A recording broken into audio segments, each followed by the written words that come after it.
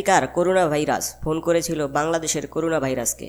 বাকিটা ইতিহাস শুনুন সেই আমেরিকা করোনা ভাইরাস আর বাংলাদেশের করোনা ভাইরাসের কথোপকথন। ভাই সালাম, কেমন আছেন? তুই আর কথা কইস না, মানিস তুই তো রাখলি কিছু। তোর পারফরমেন্স দেখে তো তোর নিজের ভাই বলে পরিচয় দিতে লজ্জা হয়। যেখানে আমি আমেরিকার গুলার হই দিতেছি আর তুই দেশের লকডাউন পর্যন্ত তুই লাগতেছে। সি সি, কি করলি রে ভাই? ভাই আমার কি দোষ? এদেশের মানুষ নিজেরাই তো বড় ভাইরাস ভাই। আমি নিজে না দেখলে বিশ্বাস করবেন না ভাই। প্রথম সমস্যা হইল ভাই, এগোর ভিতরে ঢুকাই তো মাংস খুঁজে পাই না, গলা থেকে পেট পর্যন্ত শুধু ধুলার স্তর। এরা নিঃশ্বাসে অক্সিজেন নেয় না ভাই, ধুলা নেয়, ভিতরে সব কেদা দিয়া মাখামাখি ভাই। তুই মাংস পাস না, অন্য অন্য ভাইরাসটা কেমনে পায়? ঘোড়ার ডিম পায় ভাই, ভিতরে ঢুকা দেখি বড় ভাইরা সব আমার নিয়ে হাসাহাসি করতেছে। বড় ভাই কেডা আবার? কারে এইডস ভাই, ক্যান্সার ভাই, হাঁপানি ভাই, বাঙালি বডির মধ্যে ঢুইকা দেখি বড় ভাইরা সব কানে ধরে খাড়াইয়া রইছে। আমার দেখে হাসতে হাসতে কয় পুরান পাগলে ভাত পায় না, আবার নতুন পাগলের আমদামি। খোঁজ কি বাঙালির অ্যান্টিবডি এত পাওয়ার কেমনে? হালারা তো না খাওয়া জাতি। ভাই বাঙালি জাতির মতো খাওয়াই না জাতি নাই ভাই। ঘুম থেকে উঠা এই খাওয়া শুরু করে, খাইতে খাইতে ঘুমায়।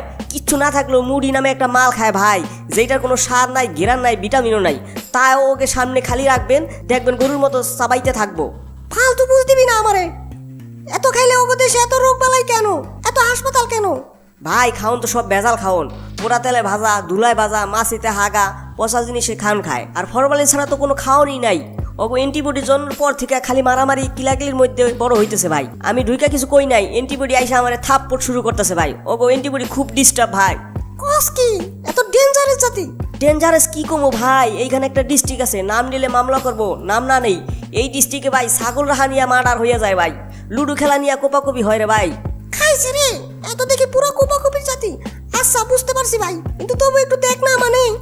ভাই চেষ্টা তো কম করতেছি না, কিছু কিছু ঘটনা ঘটে, এগুলি দুনিয়ার অন্য কোনো করোনা ভাইরাসের ফেস করতে হয় না ভাই। ওই দিন ভাই এক করোনা ভাইরাস অনেক কষ্ট করে একজন মাছকে বসে পড়ছে মাত্র ভাই রে ভাই, এমন গন্ধ মাছকে, গন্ধে সেই ভাইরাস ভাই মারা গেছে। কস কি এত গন্ধ কেন? এত গন্ধ কেন? হালারা দাঁত মাজে না? ভাই দাঁত রেগুলার মাঝে কিনা জানি না, তবে বাসায় সবাই এক মাস্ক ব্যবহার করে ভাই। বাপে মাস্ক পরে বাজারে যায়, বিড়ি খাইতে খাইতে বাসায় আহে, আহার পর পোলায় সেই মাস্ক পরে আবার গার্লফ্রেন্ডের সঙ্গে দেখা করতে যায়। আইলে আবার মায় আবার সেই মাস্ক পরে বইনের বাসায় যায়। বিতিশ্চিকিরি অবস্থা ভাই। এইটা যে ছাতা না পদ্মা, হ্যাঁ গো সে বুঝাইবো কেডা? বাইরে ভাই শুই নাই তো আমার বমি আসতেছে। ভাই এগুলা কিচ্ছু না, ওই দিন এক করোনা ভাইরাস একজনের মুখে ঢুইকা আমারে কল দিছে, 2 ঘন্টার মধ্যে সেই ভাইরাস মারা গেছে। কেন গন্ধওয়ালা মাছ পড়ছিল? না ভাই, ওইখানে একটা নদী আছে, নাম হলো বুড়িগঙ্গা, ওই নদীর পানি দিয়া কলকলি করছিল ভাই।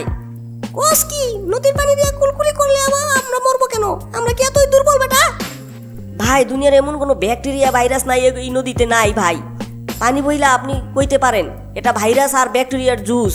এই পানি দিয়ে এই জাতি গোসল করে কুলকুলি করে ভাই। আর আপনি আমারে কোন আমরা কি করতাছি, জীবনে ঝুঁকিতে পড়ছি ভাই এই দেশে আইসা। আরে ভাই কস কি এ কোন জাতি? ভাই তোর উপর আর কোনো রাগ নাই, অভিমান নাই। তুই পয়সা আসছিস সেই জন্যই আমি খুশি। যা অবস্থা, বাঙালি থেকে তোর কোনো রোগ হয় নাই সেই চিন্তা করতেছি। যাই হোক তুই না মরতে পারস, গেছো যখন দেখ কয়জনে ছড়াইতে পারস। আর 2 মাস হইল পাড়াইলাম, মাত্র 1100 লোকের গায়ে গেছোস। এইটা খুব হতাশার। ওরে ভাই এখানে সমস্যা, এমন বাটপারে জাতি ভাই, টেস্টই করে না। আমরা এখানে ভাই আছি প্রায় 2 লক্ষ মানুষের বডিতে, এখন টেস্ট না করলে কেমনে আমরা স্বীকৃতি পাবো ভাই? জীবনের ঝুঁকি নিয়ে এদের মারতে আসি কম না, কিন্তু টেস্ট করে না, তাই সংখ্যা এত কম দেখায়। এইটা কোস কেমন কথা? টেস্ট না করুক, লক্ষণ দেখে তো বোঝার কথা। আর করোনা আছে কি কার নাই? এখন তো মোবাইল ক্যামেরা, ফেসবুক, কারো কিছু হইলেই তো মানুষ জানাইবো। জানবো কেমনে ভাই? এমন অবস্থা যে এরা ধর্ষিত হইলে স্বীকার করে, কিন্তু করোনা হইলে স্বীকার করে না, লজ্জায়।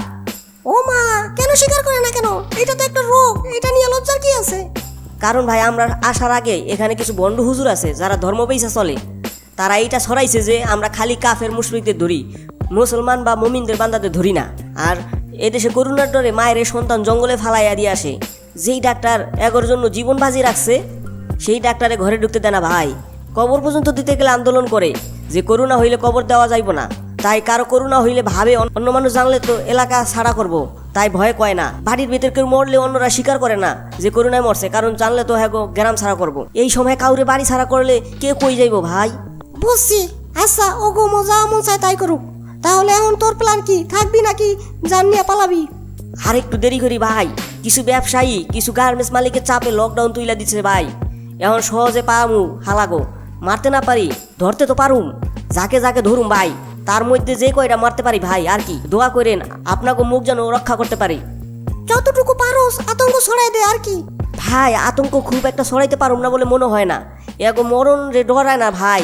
আইসোলেশনে ওরা প্রেম করে, এরই মধ্যে দেশে গরিবের চাল চুরি করে, অর্থনৈতিক ধ্বংসের নামে গরিবের শ্রমিক কাজে বাধ্য করে, নাম ফুটাইতে কাঁচা ধান কাইটা ফালায়, ভুয়া মাছ দেয়, ভুয়া পিপিয়ে দেয়। সবচেয়ে মজার পার হইতেছে কি ভাই, এগুলো যারা করে তারা তাগো শাস্তি হয় না, যারা প্রতিবাদ করে তাগো র্যাবে ধরে, তাগো বদলি করে। লোভ লালসায়রা এত ডুইবা আছে ভাই, মরণের ভয় এগো নাই। তোর কথা শুনে তো চিন্তায় পড়ে গেলাম। তুই সাবধান থাক ভাই, আগে জানলে তোকে বঙ্গদেশে কোনোদিন পাঠাইতাম না।